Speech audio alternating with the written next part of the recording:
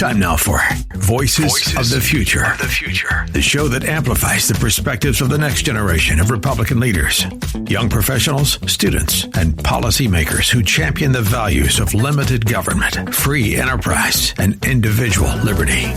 From grassroots activism to tech-driven policy debates, this program is your front row seat to the ideas shaping a freer, stronger America.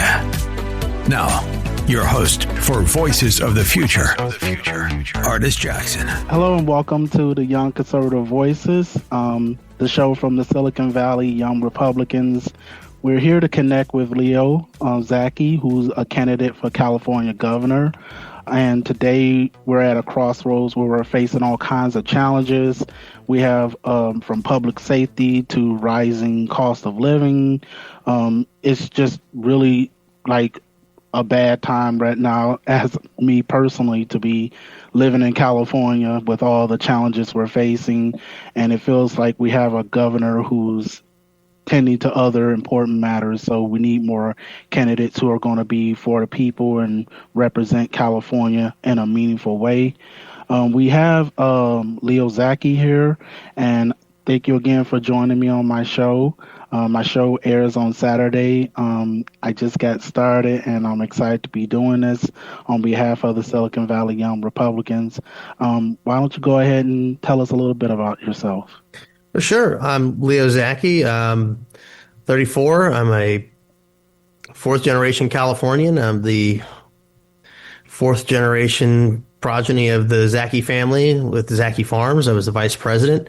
I was a California Poultry Federation board member from the age of 18 to 28. Did that for a decade. Used to go to D.C. and Sacramento on behalf of the industry.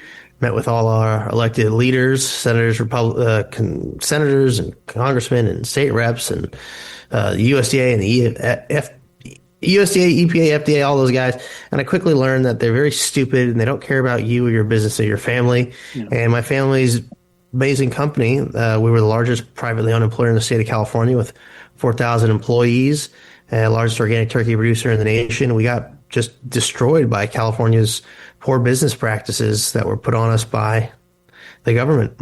So I'm fighting back with common sense solutions, and I'm here to help everybody. I have real plans to actually not only end all the key foundational issues that impact us, but turn a lot of those into net positive revenue generators, eliminating the need for incredibly high taxes and just improving the quality of life across the board. It's about policy, not party at this point, and that's what I'm here to focus on. Okay, so I hear that you were there in the company's final years, fighting to keep it afloat during incredible tough times. Some opponents might try to attack that part of your story. I want to give you a chance to address that head on. What did you learn from that experience, and how was facing that kind of real world adversity prepared you to lead a state facing its own immense challenges, as you can say?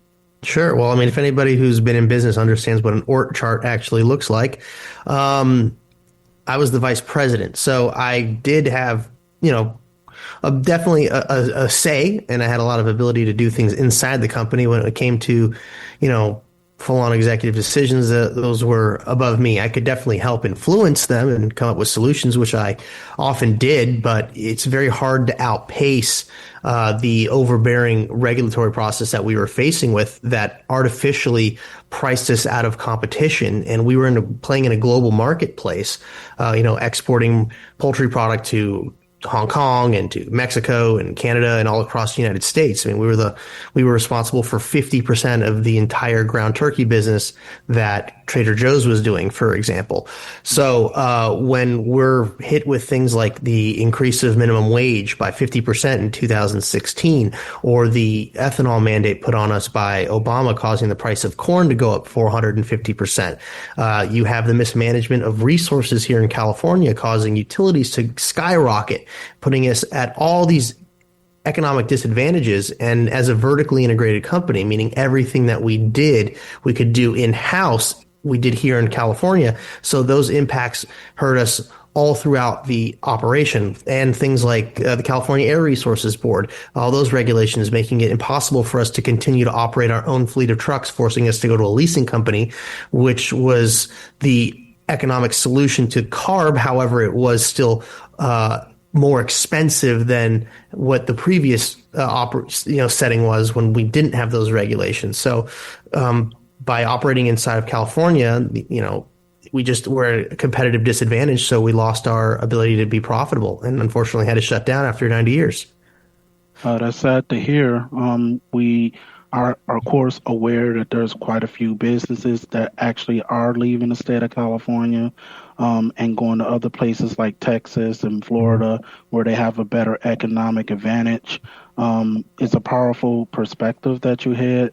Your primary opponents, for example, have different backgrounds in government and law enforcement.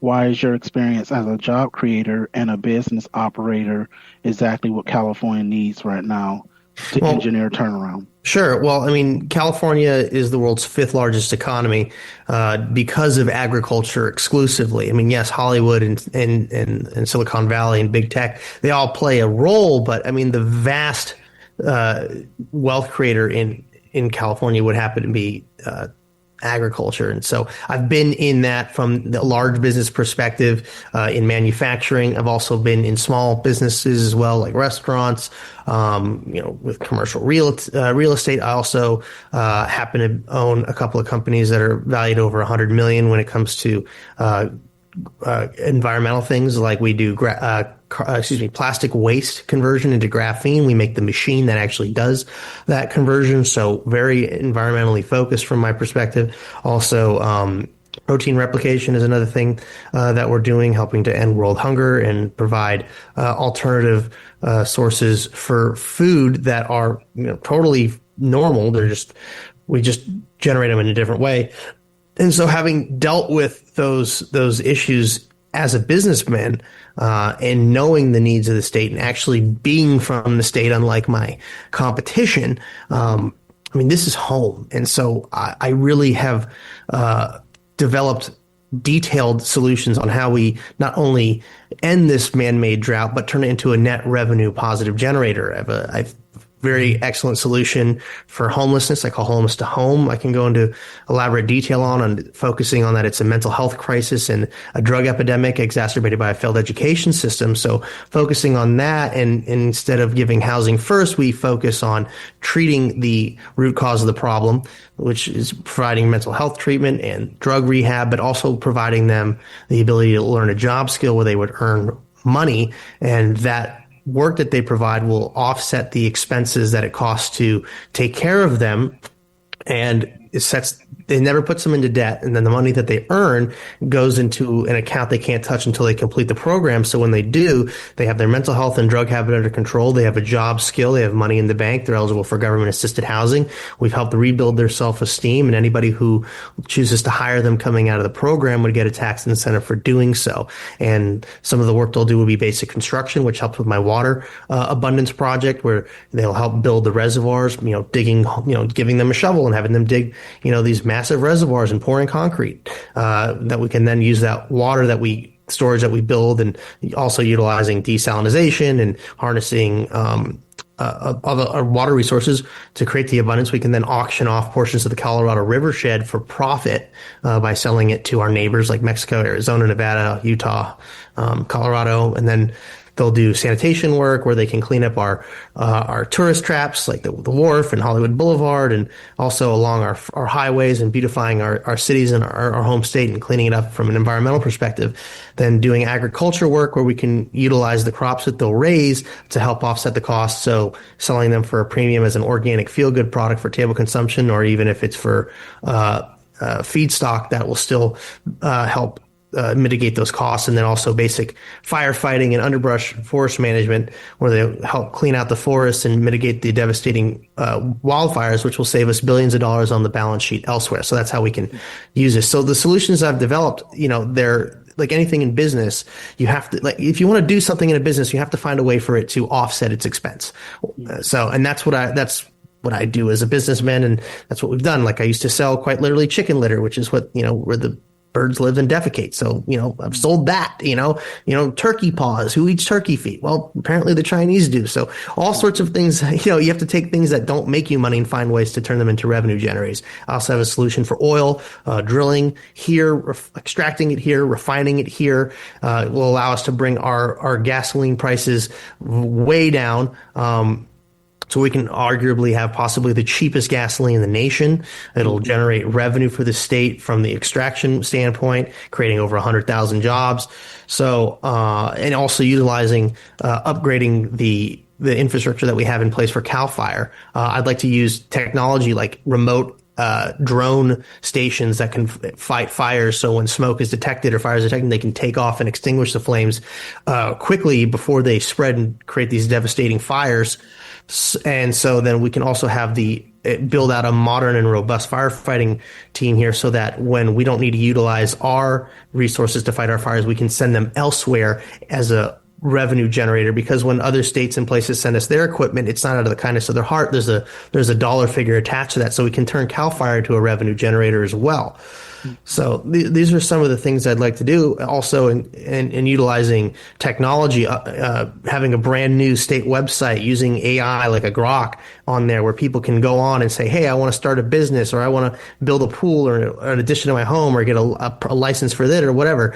They can easily go on there, say that the AI gives them the forms they need to fill out. They can fill them out electronically, submit them electronically. If they have a mess up here and there, it tells them where they messed up. Then they can resubmit it, and then instantly be told that they've been approved, and that here's the date the inspector will come out and go through the rest of the process. So streamlining these things, giving people the ability to create their own wealth for themselves, and removing so many financial barriers to entry, creating an environment that is attractive for businesses here in California will not only stimulate the economy through job creation, but also the tax revenue that can come from that as well.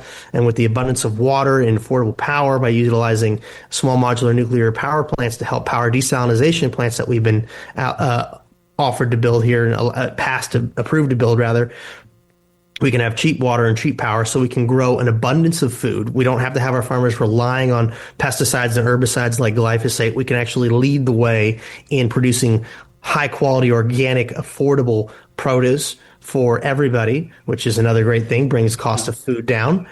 And having that cheap power too attracts businesses, because that's another big barrier right there. Cheap water, cheap power, need that, which will bring in businesses. So, there's a lot of things. So we also have to have education, right? If you want to have businesses here, they need to have a workforce and a talent pool that they can draw on. And our education system here is so in shambles, but we have to emphasize things like trade skills, so home economics and shop class, real civics, so people know how government's actually supposed to work and not this jumbled mess that we're dealing with. Mm-hmm. I want to create a vocational UC school for people to go to, or we can give scholarships for, so we can have that talent pool that would make businesses want to come here. And also school choice to help emphasize that, because competition breeds excellence. So having the money follow the students will then force all these other schools to up their game if they want to stay competitive and get the funding that they need from parents. So empowering parents as well. And when you have a strong economy, you don't have people needing to turn to crime. When you have an educated populace that can be employed, they don't then also need to turn to crime. So a strong economy is the best way to fight crime and mitigate it as much as possible. So I really spent a lot of time going into detail figuring out how to do this. And it's about policy, not party, because the issues in this state impact everyone regardless of party affiliation. Mm-hmm. And I can tell you how we do it. So that's kind of it in a nutshell. Well, that sounds like a really good vision you have. It sounds like you're pretty ambitious as well, and we need more ambitious people here in the state of California. I know me personally and my wife, and we just welcomed a son of our own. And congratulations!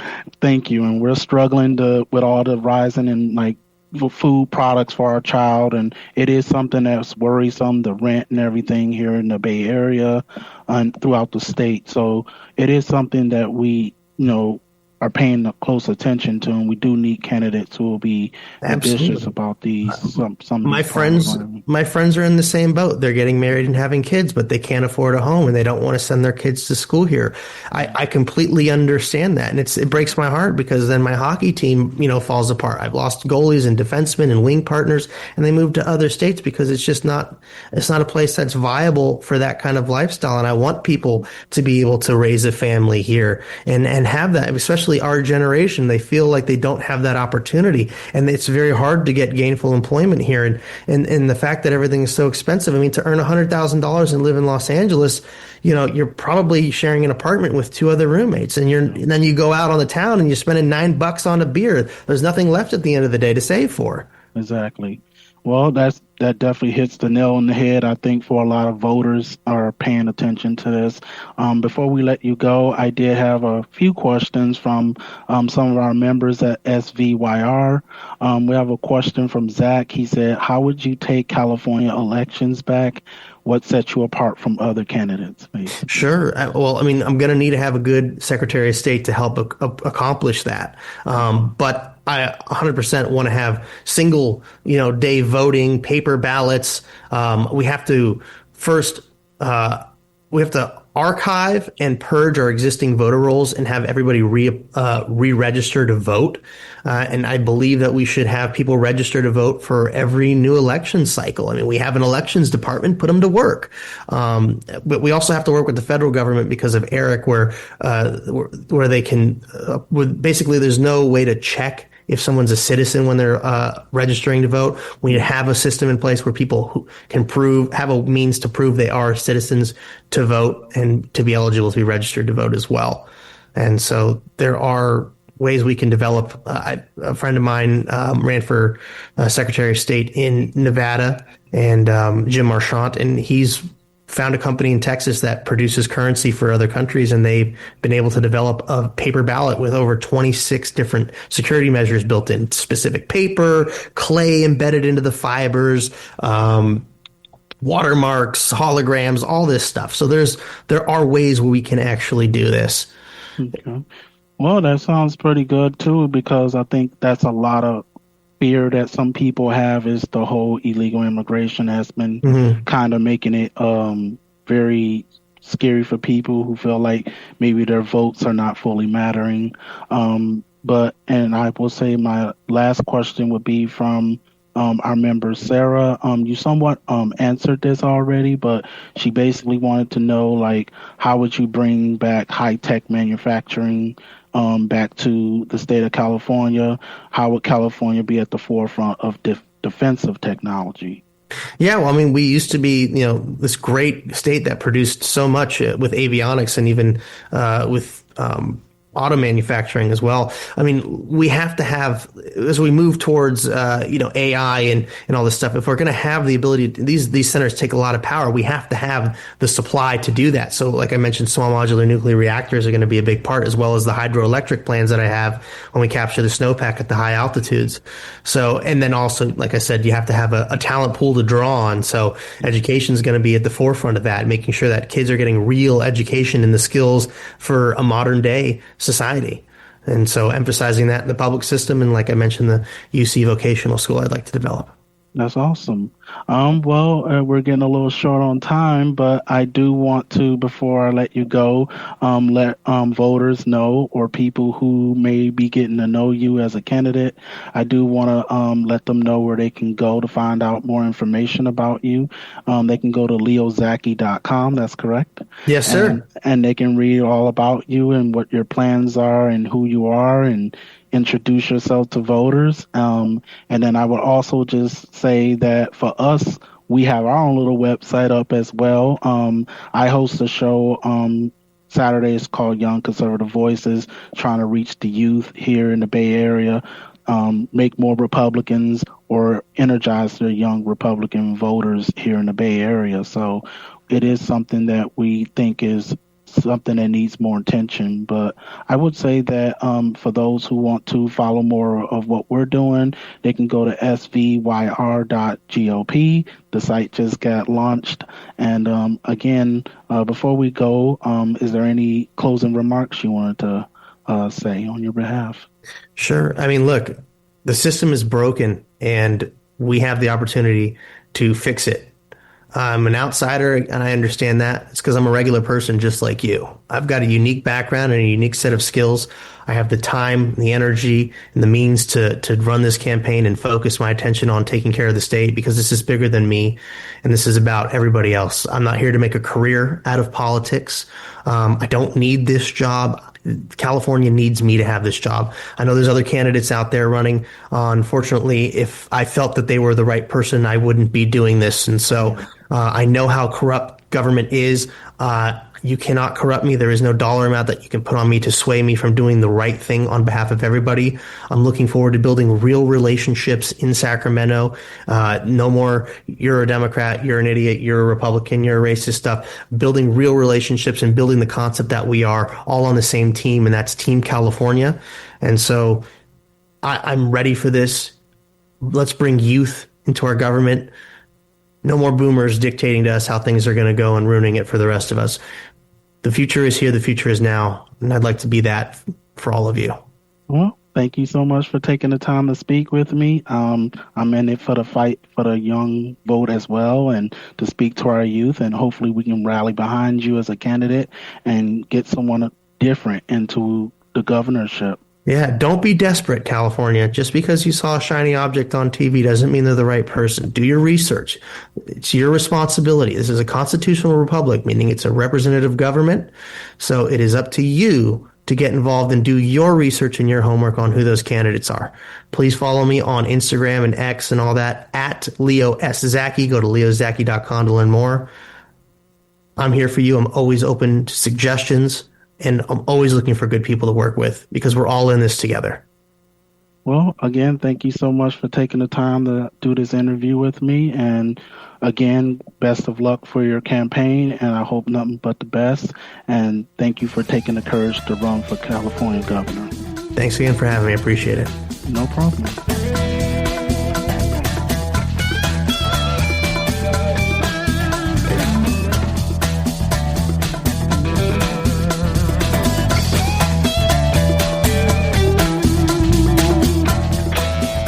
You've been listening to Voices of the Future with Ardis Jackson, a presentation of the Silicon Valley Young Republicans.